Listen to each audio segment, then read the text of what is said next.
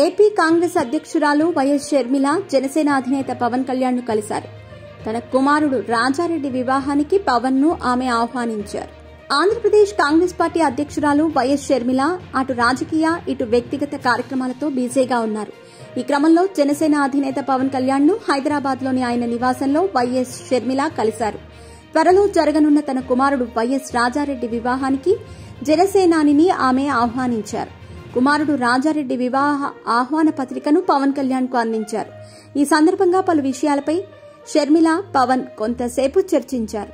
షర్మిల తనయుడు రాజారెడ్డికి అట్లూరి ప్రియతో ఈ నెల 18న నిశ్చితార్థం జరగనుంది.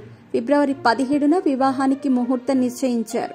ఇటీవల ఏపీ కాంగ్రెస్ అధ్యక్షురాలిగా వైఎస్ షర్మిల నియమితులయ్యారు. గత కొన్ని రోజుల నుంచి షర్మిల పలువురు రాజకీయ ఇతర ప్రముఖులతో వరుస భేటీ అవుతున్నారు. తన కుమారుడు రాజారెడ్డి వివాహానికి ఆహ్వానాలు అందిస్తున్నారు. మొదట తాడేపల్లికి వెళ్లిన షర్మిల సోదరుడు వైఎస్ జగన్ కు వెడ్డింగ్ కార్డు ఇచ్చి పెళ్లికి ఆహ్వానించారు. అనంతరం తెలంగాణ సీఎం రేవంత్ రెడ్డి, ఇతర రాష్ట్ర మంత్రులు, టీడీపీ అధినేత చంద్రబాబును కలిసి తమ ఇంట్లో జరగనున్న శుభకార్యానికి హాజరై నూతన వధూవరులను ఆశీర్వదించాలని ఆహ్వానిస్తున్నారు. తాజాగా హైదరాబాద్ లో జనసేనాని పవన్ కళ్యాణ్ నివాసానికి వెళ్లిన ఆమె పవన్ కుటుంబ సభ్యులను రాజారెడ్డి పెళ్లికి రావాలని ఆహ్వానించారు.